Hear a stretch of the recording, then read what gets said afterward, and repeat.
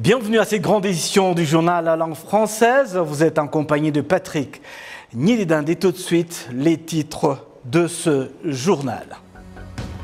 La population de la ville de Kigali s'est félicite de l'augmentation de la connexion Internet qui a sensiblement amélioré la qualité des services.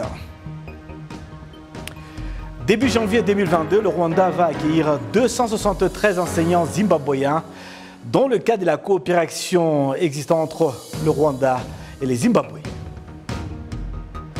Tout le monde se prépare pour les fêtes de fin d'année. Les habitants de la ville de Kigali indiquent prendre au sérieux les mesures sanitaires mises en place par le gouvernement. Encore une fois, bienvenue à toutes et à tous. Le gouvernement du Rwanda vient de recevoir des millions de dollars américains pour relever le défi de la connexion et des services Internet. La population de la ville de Kigali s'est félicite de l'augmentation de la connexion Internet qui a sensiblement amélioré la qualité des services dans le pays. Le point avec Jean Damascène Manichimou. Les avantages de l'Internet dans la vie de la population et dans l'octroi des services sont connus de tous dans des domaines si variés, notamment la santé et l'éducation. Nous faisons régulièrement recours à la technologie pour enseigner nos enfants. L'Internet est aussi utile dans le travail de la direction, comme transmettre nos rapports aux instances habilitées, recevoir des messages divers et échanger des informations.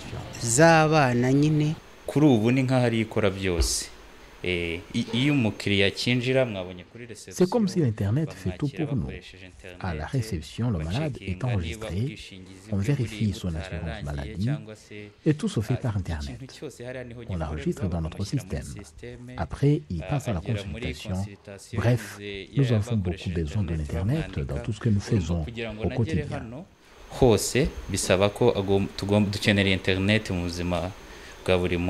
Même si on se félicite des avancées enregistrées dans l'utilisation de l'Internet au Rwanda, quelques problèmes s'observent encore dans la connexion Internet. Pour surmonter ces défis, le gouvernement du Rwanda a contracté un crédit de 200 millions de dollars américains qui seront alloués au projet de développement de la technologie Digital Acceleration Project.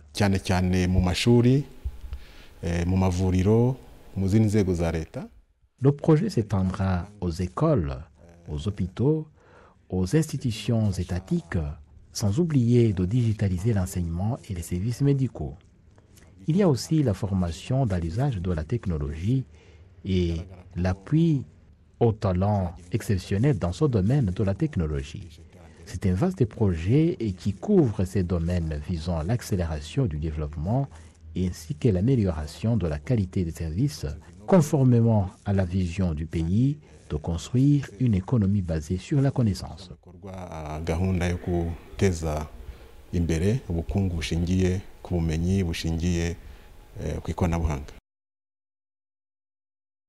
Ces 200 millions de dollars américains proviendront de la Banque mondiale et de la Banque asiatique d'investissement. Ce crédit qui s'étend sur 35 ans sera remboursé sur un taux d'intérêt de 0,5%. Jean Damascène Manichimou pour la TV rwandaise. Début janvier 2022, le Rwanda va accueillir 273 enseignants zimbabwéens dans le cadre de la coopération existant entre le Rwanda et les Zimbabwe. Les accords relatifs ont été signés ce jeudi entre les deux parties. Les détails avec Kassim Youssouf. Ces accords ont été virtuellement signés à côté du Rwanda par la ministre de l'Éducation, le docteur Uwamariya Valentine, et du côté du Zimbabwe par le ministre de la Fonction publique et de l'Emploi, le professeur Paul Mavima. Ces accords viennent entériner le souhait du président de la République, Paul Kagame, exprimé en septembre dernier lors de la réunion qui a rassemblé à Kigali différents organes zimbabwéens et rwandais. Dans son allocution, le chef de l'État avait alors invité le Zimbabwe à fournir au Rwanda des enseignants pour épauler le secteur de l'éducation du Rwanda.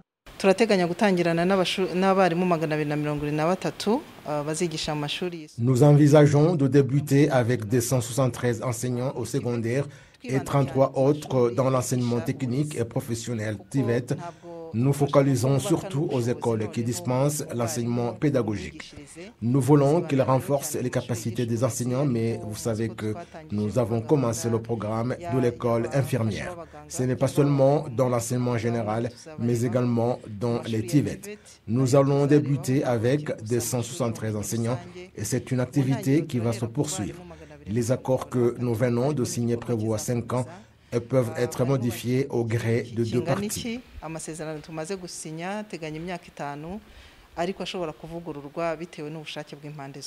Le ministre zimbabwéen de la fonction publique et de l'emploi, le professeur Paul Mavima, indique que son pays va tout faire pour fournir au Rwanda des enseignants professionnels de telle manière que ce partenariat soit réellement productif.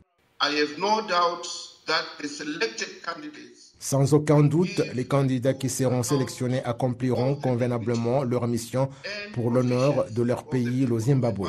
L'objectif principal est qu'ils puissent apporter leur contribution au développement du Rwanda. La ministre de l'Éducation, le docteur Uwamariya Valentine, a en outre indiqué que la signature de ces accords est une grande contribution dans le cadre de la promotion de l'éducation de qualité au Rwanda. Il s'agit d'une très grande contribution. Il y a une raison de penser au Zimbabwe parce que lorsqu'on considère la façon d'enseigner de ces enseignants et les connaissances dont ils disposent, nous affirmons que cela va nous aider dans le cadre de l'éducation, surtout que nous voulons nous focaliser sur les écoles d'enseignement pédagogique. C'est-à-dire que s'ils viennent et nous aident à bien enseigner, nous serons sûrs que dans l'avenir, nous aurons des enseignants ayant des connaissances et la capacité de promouvoir l'éducation de qualité que nous désirons. Et puis, lorsqu'il y a échange d'employés, ils viennent et apportent leur contribution et les autochtones profitent de leur expérience.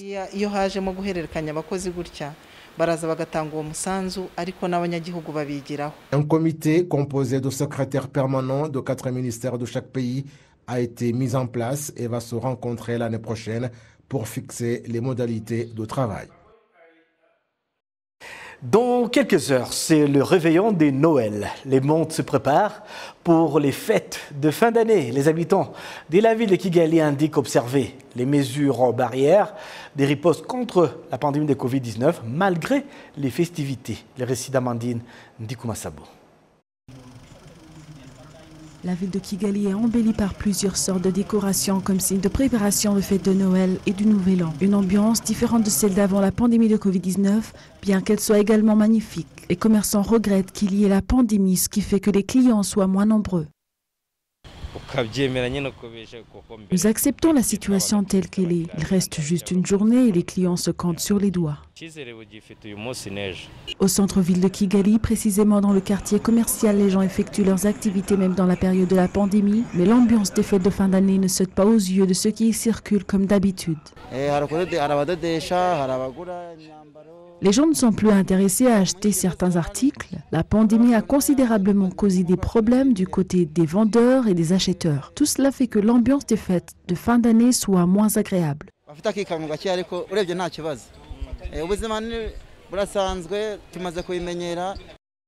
Le gouvernement rwandais a revu les mesures sanitaires qui avaient été mises en place par le récent Conseil des ministres pour voir le nombre de cas d'infection de la pandémie réduire. Les agents du secteur privé indiquent que le manque de respect de ces mesures est une grande infraction car cela a un grand impact négatif sur le commerce en général. Le porte-parole de la Fédération du secteur privé, Théoneste Nagengelgwa, s'exprime à ce sujet.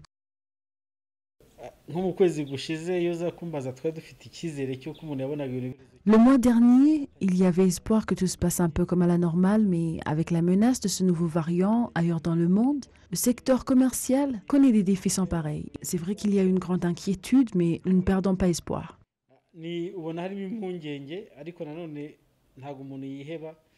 Le divertissement et les cérémonies font partie des activités qui ont été interrompues jusqu'à nouvel ordre dans le cadre de prévenir la propagation de la pandémie de Covid-19, surtout que le monde entier fait face au nouveau variant Omicron.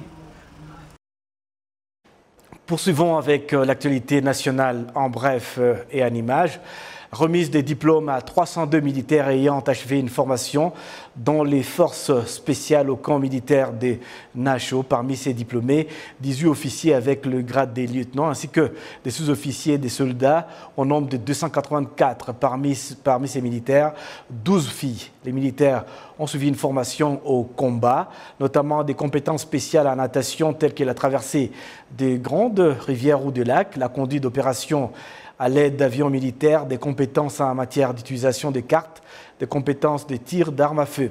Le chef d'état-major des forces terrestres, le lieutenant-général Mobaraka Muganga, a félicité les diplômés pour leur dévouement et leur courtoisie, a remercié les enseignants de l'Académie militaire des Nacho pour leur travail continu visant à accroître les compétences militaires. Il a appelé les diplômés à utiliser leurs connaissances pour protéger la souveraineté nationale. Le gouvernement israélien se déclare prêt à contribuer pour la promotion du tourisme religieux à Kibero, au sud du Rwanda. C'est en tout cas ce qu'a déclaré l'ambassadeur Ron Adam après avoir visité Kibero, l'unique lieu d'apparition de la Vierge Marie reconnue par l'Église catholique sur le continent africain. Jean Damascène Manichimwe nous donne plus de précisions. L'ambassadeur d'Israël au Rwanda a eu d'abord des explications sur l'histoire de cette localité et par après s'est entretenu pendant une vingtaine de minutes avec Nathalie Mukamazimaka, l'une des 3 filles qui ont eu des apparitions de la Vierge Marie. Le diplomate israélien a indiqué que son voyage avait pour objectif de voir les opportunités d'investissement dans la région. We spoke about many sectors that we can cooperate. Nous avons échangé sur divers domaines d'investissement comme l'eau, l'énergie, l'agriculture et le tourisme en particulier. Dans ce domaine, nous pouvons bien coopérer et faire profiter Kibero de l'expérience israélienne, dont le tourisme des lieux saints. J'ai d'abord songé à voir comment établir un jumelage entre Kibero et une ville israélienne. Cela pour lier Kibero à nos villes saintes. Try to match Holy City with another place in Israel. Le maire du district de Nyaruguru a fait savoir que l'heure est pour le moment à l'examen des projets concrets visant la promotion du tourisme religieux à Kibero, en songeant en particulier au jumelage avec la ville de Jérusalem. Il s'est réjoui de fouler la terre sainte de Kibero.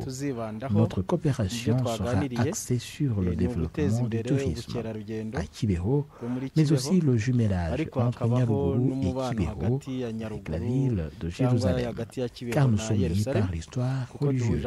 Jérusalem, c'est le lieu de naissance de Jésus, et Kibero, Rwanda, nous avons eu les apparitions de la Vierge Marie. Il s'en est beaucoup réjoui. Aratubonekera hano Kibeho kandi bikaba nawe byamushimishije kuba yahageze. À Kibero, l'ambassadeur Ron Adam a visité aussi le site mémorial du génocide perpétré contre les Tutsis, l'hôpital de Munini et le centre communautaire d'agriculture dans le secteur Kibero. Jean Damascène Manichimwe pour la télévision rwandaise.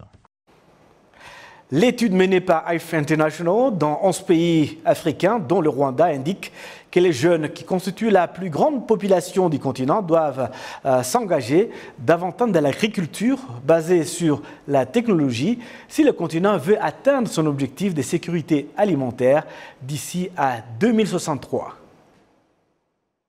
Norman Mugisha est un jeune homme qui a proposé une solution technologique pour connecter les agriculteurs du secteur Musha, en district de Rwamagana, avec les acheteurs de Kigali. À l'aide de son site web technologique dénommé Afrimer, Norman Mugisha explique avoir créé cette technologie en vue de faciliter le travail des agriculteurs et les mettre encore plus près de leurs clients à Kigali. Arabi a pu joindre certains agriculteurs en secteur Musha du district de Rwamagana. Tous se disent ravis des avantages de cet outil informatique qui leur a évité de parcourir des kilomètres pour amener leurs produits sur le marché avec des risques de dommages. Nous gagnions de l'argent facilement parce que nous allions au marché et la pluie pouvait parfois nous arrêter. Nous avons eu la chance d'avoir Afrimars, car cela nous rapproche de nos clients.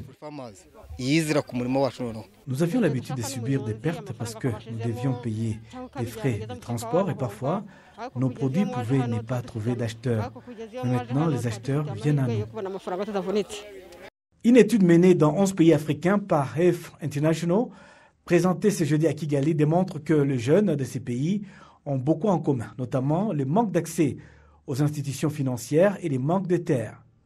Sengiumva François, représentant des agriculteurs à la Fédération du secteur privé, a noté que le secteur agricole a besoin d'un fonds qui offre de prêts à faible taux d'intérêt et une période plus longue avant de payer ses prêts en raison du fait que les activités agricoles mettent du temps avant de rendre l'argent investi.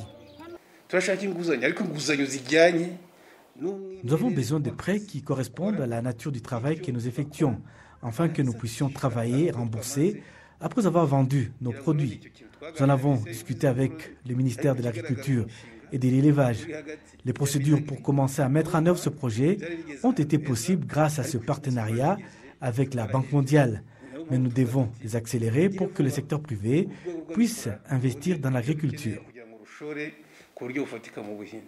La présidente d'EF International Rwanda, Dr Élisée Kamanzi, a déclaré que l'organisation s'associe au gouvernement pour trouver des solutions aux problèmes auxquels sont confrontés les jeunes qui souhaitent intégrer la technologie dans l'agriculture.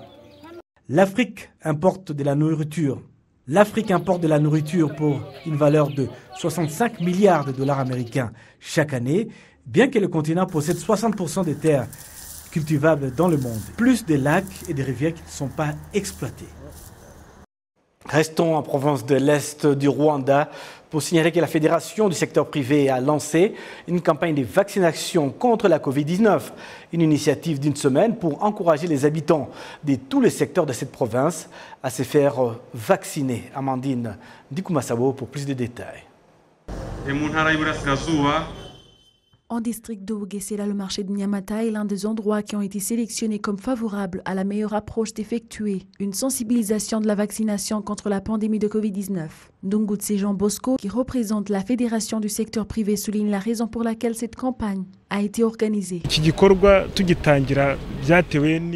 À la base, nous avions remarqué que plusieurs agents du secteur privé prenaient à la légère les mesures de prévention de la pandémie, particulièrement la vaccination. C'est ainsi que nous avons décidé de prendre une semaine pour une exhortation particulière dans le même cadre, avec en même temps les activités de vaccination.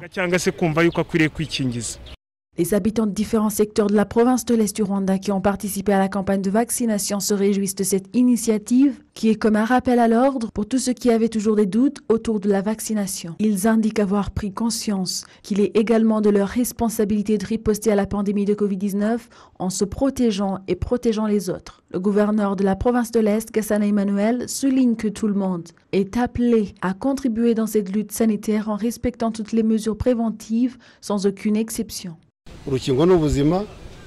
La vaccination est très importante. Une fois qu'on reçoit les doses de vaccin, on est protégé et on protège les autres en même temps. La campagne de vaccination contre la pandémie de Covid-19, organisée par la Fédération du secteur privé, s'étendra sur une période de 7 jours en province de l'Est du Rwanda. Tous les 95 secteurs de cette province vont participer à cette campagne qui vise à riposter la pandémie de Covid-19.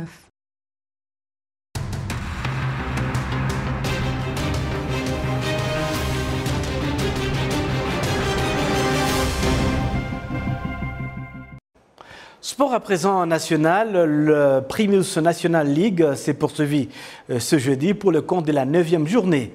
Et puis en dehors de nos frontières, en Ligue 1 en France, Paris Saint-Germain, le PSG, sans création, vitesse et percussion, avec les absences remarquées de Neymar et Mbappé, a concédé un match nul à Lorient, un but partout résumé. Des rencontres avec Kassim Youssouf. Pour le compte de la 9e journée de Primus National League qui s'est poursuivie ce jeudi, Gasogi United a été tenu en échec par AS Kigali, un but partout, et Kiyovu Sport s'est imposé de justesse face à Rutsiro FC, 1-0. Espoir FC à domicile a imposé sa loi à Bugesera FC en s'imposant 3-1. Au classement provisoire à l'issue de la 9e journée, Kiyovu Sport est en tête avec 23 points, Rayon Sport et son dauphin avec 18 points et le tenant du titre national, APR FC, pointe à la 3e position avec 17 points. Au bas du tableau et lanterne rouge, il y a Étincelle FC avec 6 points, précédé par Gorilla FC avec 7 points. En volleyball, la Fédération rwandaise de volleyball a annoncé ce jeudi que le tournoi Forza Volleyball 2021 organisé par Forzabet est reporté parce que certains des joueurs des équipes qui devaient y participer ont été testés positifs de Covid-19. Il s'agit de REG Volleyball Club, APR Volleyball Club Messieurs et KVC Volleyball Club qui s'étaient retirés de ce tournoi parce qu'il est mal organisé, a-t-elle écrit à la Fédération de volleyball. Ce tournoi est reporté alors qu'au premier tour, Gisagara Volleyball Club était en tête chez les messieurs et Rwanda Revenue Authority chez les dames. C'est donc avec ces lumières de Noël que nous allons boucler complètement cette édition au nom de toute l'équipe qui m'a accompagné tout au long de ce journal. Je vous souhaite de passer une excellente suite de programmes sur la télévision rwandaise.